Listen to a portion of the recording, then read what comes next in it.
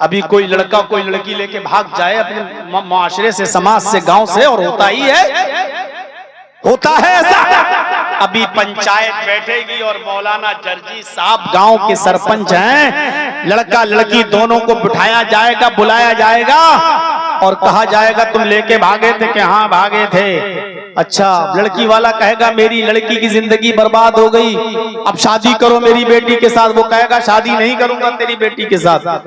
अब पंचायत में फैसला सुनाया जाएगा कि अगर तू इस लड़की के साथ शादी नहीं करता है तो 2 लाख रुपया जुर्माना दे, 3 लाख रुपए जुर्माना दो, 5 लाख रुपया तुम जुर्माना दो। ये होता है समाज में। 25-26 साल से मैं आ रहा हूं, ऐसी जानी कितनी पंचायतों के फैसले मैं सुन चुका हूं कि फला गांव में वहां के लोगों ने ये फैसले किए हैं। ये फैसला मुझे बताइए कहां का ये फैसला है कि लड़के वाला जुर्माना दे? अरे भागे तो दोनों थे, लड़का भी भागा लड़की भी भागी, जुर्माना लड़का क्यों दे?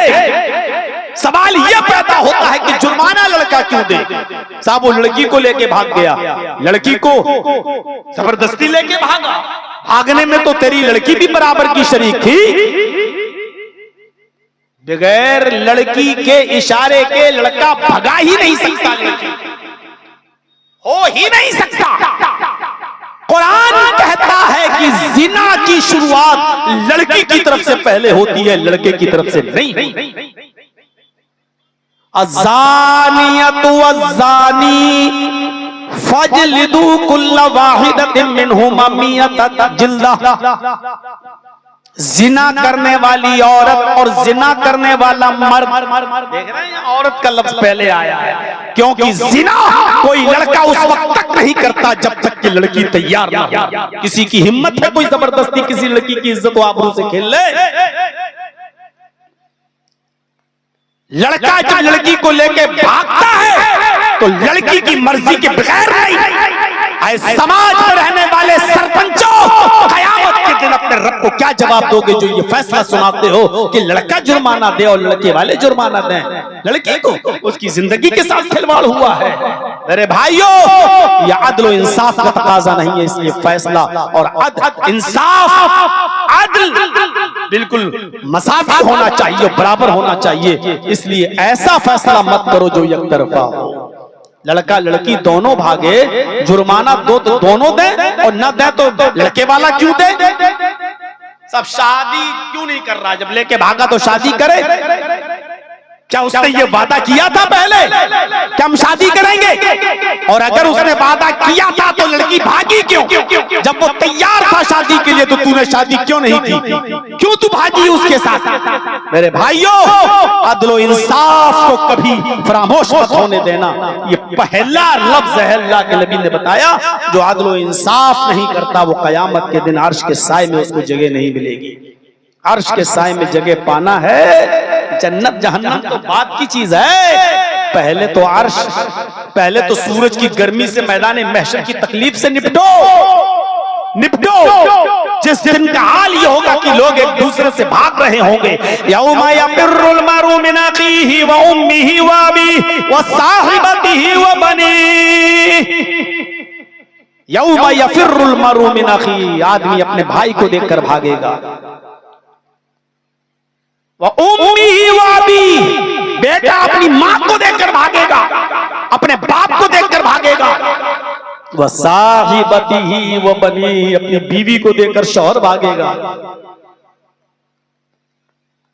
वह बनी, अपनी औलाद को देखकर बाप भागेगा, कहीं मेरा बेटा मुझसे नेकी ना मांग बैठे। शौहर बीवी से भागेगा, बीवी कहीं मुझसे नेकी ना मांग बैठे। ये मंजर होगा। पहला लफ्ज गौर कीजिए, अल इमामुल आदिल, अदल व इंसाफ करने वाला शख्स अर्श के साए में होगा। अब दूसरा सुनिए, देखिए नंबर याद रखिएगा, 7 लोग होंगे अर्श के साए में।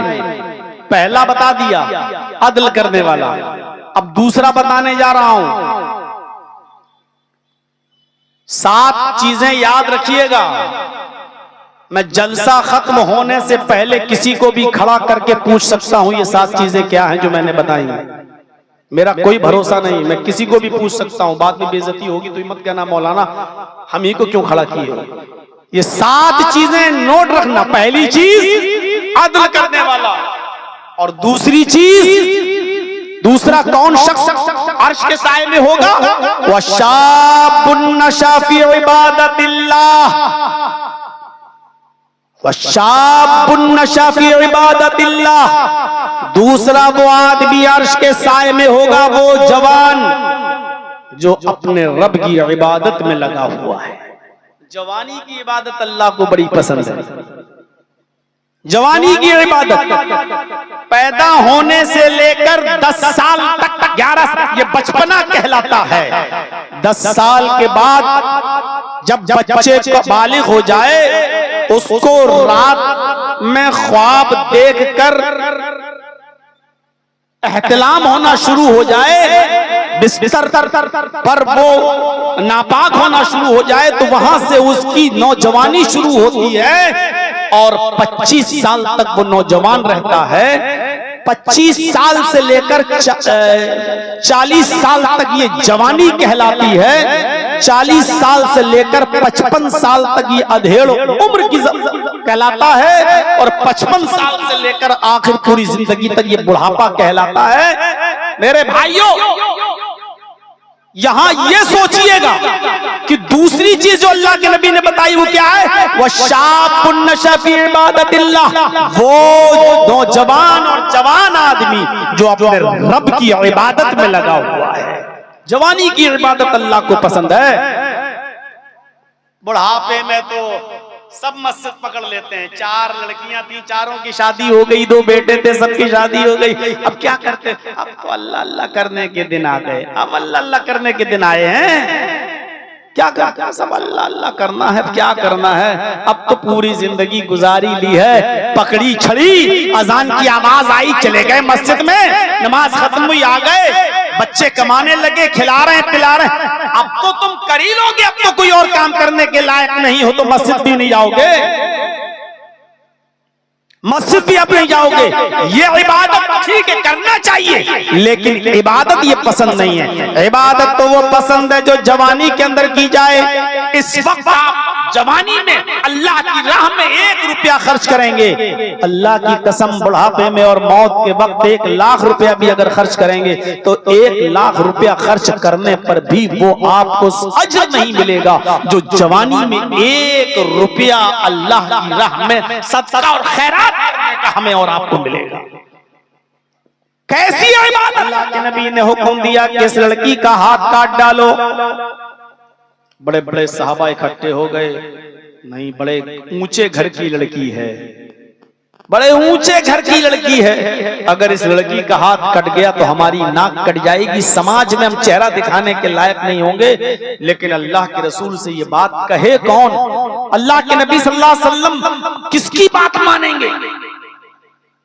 आप ही का नाफिज करदा कानून है कि चोर के हाथ काट डालो, तो फिर आपसे कहेगा कौन। तो तलाश किया जा रहा था कि सबसे ज्यादा नबी अकरम का करीबी कौन है। किसी ने बताया कि अल्लाह के रसूल सल्लल्लाहु अलैहि वसल्लम उसामा इब्ने ज़ैद से बड़ी मोहब्बत करते हैं, उनको अपने पास बिठाते हैं और उनकी बात भी मानते हैं। बहुत गहरा ताल्लुक है उसामा इब्ने ज़ैद का अल्लाह के नबी से। लोगों ने हजरत उसामा से कहा, आए उसामा, आप ही अल्लाह के नबी के पास जाकर ये बात कह सकते हो कि अल्लाह के रसूल वो बड़े ऊंचे घर की लड़की है, सरदार की बेटी है, अगर उसका हाथ काट डाला गया तो समाज में हमारी नाक कट जाएगी, बड़ी जिल्लत होगी, रुसवाई होगी, ये अमीर लोग ताने मारेंगे, इतने बड़े बड़े अमीर लोग भी तुम्हारे बताइए महफूज नहीं है, उनके भी हाथ काट डाले जाते हैं। इतने असर रुसूख वाले लोग, इतने पावरफुल लोगों की बेटियों के भी हाथ काट डाले गए। चाहिए अल्लाह के नबी से सिफारिश कीजिए। हजरत उसामा इब्ने ज़ैद जब अल्लाह के नबी के पास सिफारिश करने के लिए आते हैं और कहते हैं कि अल्लाह के रसूल उस लड़की का हाथ न काटा जाए, उसके घर वालों से माल वगैरह ले लिया जाए, फिदिया ले लिया जाए, दैत ले लिया जाए, तावान ले लिया जाए, पेनाल्टी जुर्माना ले लिया जाए, लेकिन उसका हाथ ना काटा जाए। तो जानते हो इतने करीबी सहाबी को भी अल्लाह के नबी सल्लल्लाहु अलैहि वसल्लम ने जो जवाब दिया, वो जवाब ये था, आतशफउ फी हद्दिन मिन हुदूदिल्लाह, आए उसामा, अल्लाह की हुदूद को तोड़ने की बात तुम करते हो, ये सजा हमारी तरफ से नाफिज नहीं की गई है, ये तो अल्लाह तबारक व तआला ने सजा मुतय्यन की है। अस्सारिकु वस्सारिकतु फक्तहू अयदियहुमा, चोरी करने वाला मर्द हो या चोरी करने वाली औरत हो, उसके हाथ काट डाले जाएं, ये सजा अल्लाह ने मुतय्यन की है, और तुम अल्लाह की नाफिज करदा हद को तोड़ने की बात करते हो, उसमें सिफारिश लेकर आए हो। नहीं, ये नहीं हो सकता है। उस लड़की का हाथ काटा जाएगा। पहले जमाने के लोग इसीलिए बर्बाद हुए, उनके अमीर जब कोई जुर्म करते थे तो अमीरों को छोड़ दिया जाता था, और उनके गरीब कोई जुर्म करते थे तो उनको सजा दी जाती थी। इस्लाम में अमीर गरीब सब बराबर है, उसका हाथ काट डालो, हाथ काट दिया गया। जब उस फातिमा नामी लड़की का हाथ काटा गया, सहाबा के चेहरे झुके हुए थे। अल्लाह के नबी सल्लल्लाहु अलैहि वसल्लम ने उनके अंदर जोश दिलाने के लिए फरमाया, लोगों, बनु मखजूम की लड़की का हाथ काट डाला गया, तुम्हें इसको लेकर बड़ी चिंता हो रही है, बड़ा अफसोस कर रहे हो। वल्लाही लौ अन्ना फातिमा बिन्ते मोहम्मद सरकत लक़तातु यदहा, काबे के रब की कसम, अल्लाह की कसम खा के कहता हूँ, अगर उसकी जगह पर मेरी अपनी बेटी फातिमा भी होती, मेरी अपनी लख्ते जिगर भी होती, मेरी अपनी बेटी भी फातिमा होती, और वो भी चोरी करती हुई पकड़ी जाती, तो मैं अपनी बेटी फातिमा का भी हाथ काट डालता। लक़तातु यदहा, मैं उसका भी हाथ काट देता। जरा अंदाजा लगाइए, ये था एक जिम्मेदार शख्स का बयान, जिसने कहा अदल के साथ कोई समझौता नहीं होगा, अदल हर हाल में अदल है, इंसाफ हर हाल में इंसाफ है, और ये होना चाहिए। हम अपने समाज पे गौर करें, अदल करते हैं, इंसाफ करते हैं।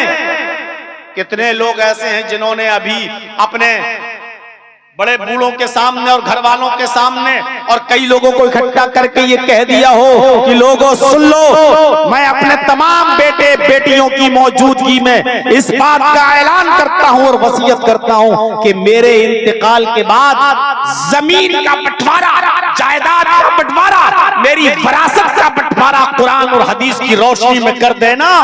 बेटों का जितना हक बनता है बेटों को दे देना, और बेटियों का जितना हक बनता है बेटियों को दे देना। है कोई जिसने आज इस जमाने में वसीयत की हो अपने बच्चों को, अपने बेटों को और बेटियों को, और कौम के लोगों को बिठाकर कि मैं अभी ऐलान कर रहा हूं कि मेरे मरने के बाद मेरी विरासत किताब और सुन्नत की रोशनी में हक के साथ तकसीम की जाएगी? हैं आप?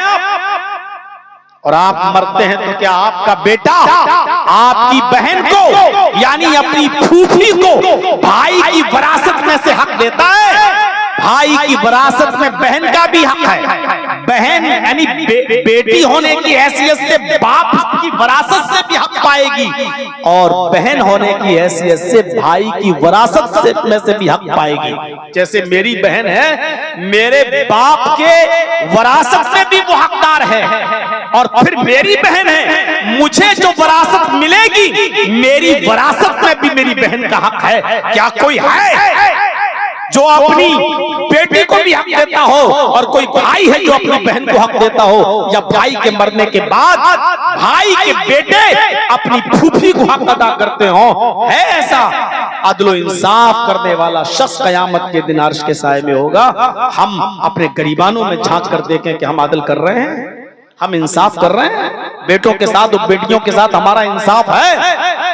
बुखारी पढ़िए, हजरत नुअमान इब्ने बशीर रज़ी अल्लाह तआला अन्हु कहते हैं कि मेरे बाप बशीर मुझे अल्लाह के नबी सल्लल्लाहु अलैहि वसल्लम के पास लेकर गए, मैं छोटा था।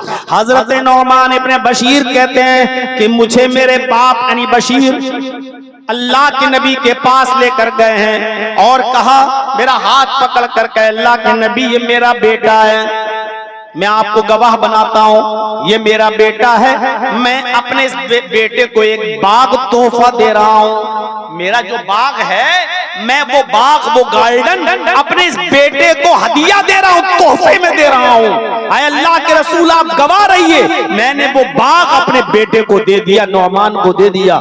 ये सुनकर अल्लाह के नबी सल्लल्लाहु अलैहि वसल्लम ने फरमाया, आए बशीर, क्या तुम्हारे और भी बेटे हैं? हजरत बशीर ने कहा, हाँ। आए अल्लाह के रसूल, नौमान के अलावा भी मेरे और बेटे हैं। अल्लाह के नबी ने फरमाया, क्या तुमने उन बेटों को भी एक एक बाग दिया है जो इस बेटे को दे रहे हो? क्या सबको एक एक बाग दिया है? हजरत बशीर ने कहा, नहीं। अरे अल्लाह के रसूल, उन बेटों को नहीं दिया, इस बेटे से ज्यादा मोहब्बत है, ये मेरा ज्यादा ख्याल रखता है, इस बेटे को मैंने बाग दिया है और बेटों को नहीं। अल्लाह के नबी ने फरमाया, आए बशीर, फिर इस जहन्नम के टुकड़े को तुम संभाल के रखो, मैं गवाह नहीं बनता। यानी मैं ऐसी बेईमानी वाले सौदे पर गवाह नहीं बन सकता। अगर देना है तो सारे बेटों को बराबर बराबर दो, सबको एक एक बाग दो, और नहीं देना है तो अपने बेटे से भी वापस ले लो। अगर सबको नहीं दे सकते हो तो इसको भी मत दो, इससे भी वापस ले लो। हजरत बशीर कहते हैं कि फिर मैंने अपने उस बेटे से, नौमान से भी वो बाग ले लिया, क्योंकि मेरे पास और बाग नहीं थे और इंसाफ का तकाजा यह था कि सबको देना था। अल्लाह के नबी ने कहा, मैं गवाह नहीं बन सकता। अगर आप अपनी जिंदगी में देना चाहते हैं ना, तो सबको बराबर बराबर देना पड़ेगा, याद रखिएगा। वरासत मरने के बाद तकसीम होती है, मरने से पहले नहीं। अगर मरने के बाद तकसीम होगी तो कुरान और हदीस में जितना जितना हक मिलेगा। लेकिन अगर आप अपनी जिंदगी में बेटे और बेटियों को देना चाहें तो माफ कीजिएगा, बराबर देना पड़ेगा, जितना बेटे को उतना ही बेटी को। ये नहीं होगा कि बेटे से आधा बेटी, जिंदगी में नहीं होगा। जिंदगी में अगर आप देना चाहते हैं तो जितना बेटे को देंगे उतना बेटी को, क्योंकि ये तोहफा होगा, ये वरासत नहीं, ये तोहफा होगा। वरासत तो आपके मरने के बाद तकसीम होगी, जिसमें बेटे को जितना मिलेगा उससे आधा बेटी को मिलेगा। मेरे भाइयों, वो फिर दूसरी तकसीम उस तरफ चली जाएगी, मैं उस तरफ नहीं जाना चाहता। मैं ये बताना चाहता हूं कि अदल अगर जिंदगी में करना है तो सबके साथ बराबर बराबर करो, या अपनी जिंदगी में ऐलान कर दो कि मेरे इंतकाल के बाद कुरान और हदीस की रोशनी में जितना जिसका हक बनता है, बेटों का बेटों को मिले, बेटी बेटी को मिले, बहन का जो हक है वो बहन को दिया जाए, माँ का जो हक है वो माँ को दिया जाए। आप अपनी जिंदगी में ऐलान करके सबको दोष हो जाइए, ताकि कयामत के दिन आपसे फिर इस मसले पर सवाल जवाब ना हो। मेरे भाइयों, अगर आप बगैर कहे और बगैर ऐलान किए हुए चले गए तो याद रखिएगा बहुत बुरा होगा। अगर आपने ये कह दिया, मेरा ये बेटा मेरा ज्यादा ख्याल रखता है, इसको ज्यादा दे दो, या छोटे बेटे को ज्यादा दे दो, क्योंकि छोटे से सबको प्यार होता है, बड़ी मोहब्बत होती है। अगर आपने अपनी जिंदगी में किसी को ज्यादा किसी को कम दे दिया, तब तो कयामत के दिन आप जन्नत की खुशबू भी नहीं पाएंगे। ये बहुत बड़ा गुनाह करके आप इस दुनिया से जा रहे हैं। जो ज्यादा खिदमत कर रहा आपका बेटा, वो ज्यादा सवाब पाएगा अल्लाह के यहाँ, इसका इनकार नहीं। लेकिन आप ज्यादा खिदमत करने की वजह से उसको आप ज्यादा हिस्सा दे दें, ज्यादा जमीन दे दें, ज्यादा बड़ा प्लॉट दे दें, उसका ज्यादा ख्याल रखें, ये अदल और इंसाफ के खिलाफ है। अल्लाह के नबी सल्लल्लाहु अलैहि वसल्लम ने इससे मना किया है, इससे मना किया है। तो मेरे भाइयों, अदल का तकाजा यह है, हर इंसान अदल करे, हर इंसान अदल करे। अदल एक ऐसी चीज है जो अल्लाह तबारक व तआला ने मुसलमानों को हुक्म दिया है कि काफिर के साथ भी अदल करो। हिंदू मुसलमान सिख ईसाई नहीं, इंसाफ का तकाजा हो तो जो सही बात हो वो करो। वला यजरिमन्नकुम शनआन कौमिन अला अल्ला तादिलू, किसी कौम की दुश्मनी तुम्हें इस बात पर मजबूर न कर दे कि तुम उसके साथ अदल न करो। इअदलू, तुम्हें हर हाल में अदल करना है, हर हाल में तुम्हें इंसाफ से काम लेना है, हर हाल में अदल और इंसाफ से काम लेना है, हर हाल में।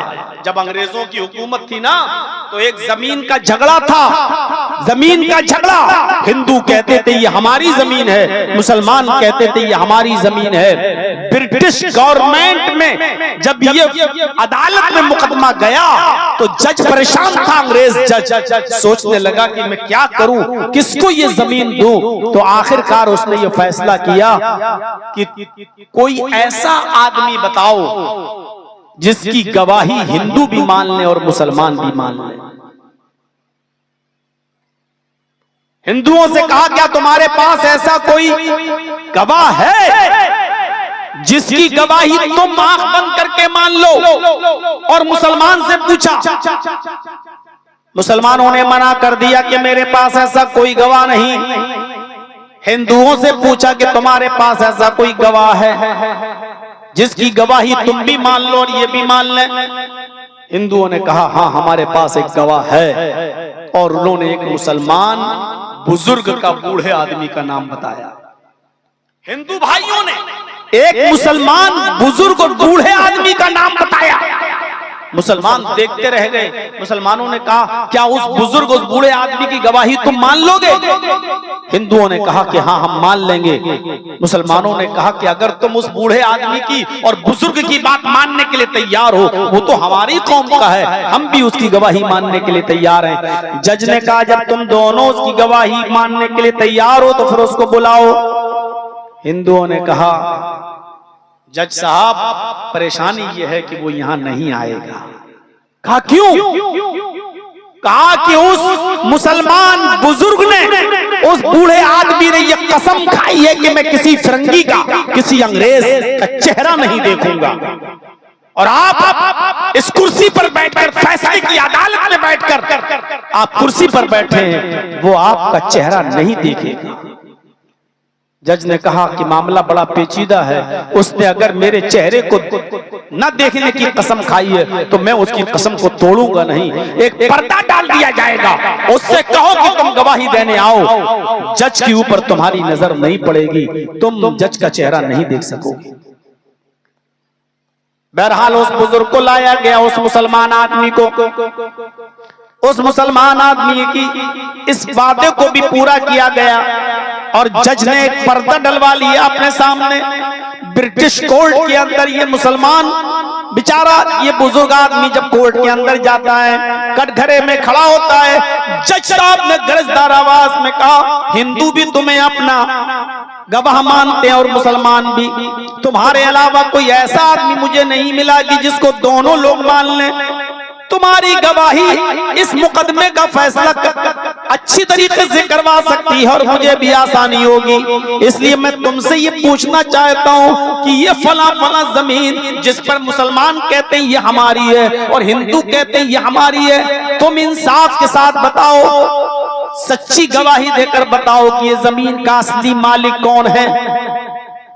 उस मुसलमान बुजुर्ग ने कोर्ट के अंदर से गवाही देते हुए फरमाया जज साहब उस जमीन का असली मालिक ये हिंदू भाई है, मुसलमान तो खामखा एक फितना फसाद बर्पा कर रहे हैं, मुसलमान का उस जमीन के साथ कोई ताल्लुक नहीं है।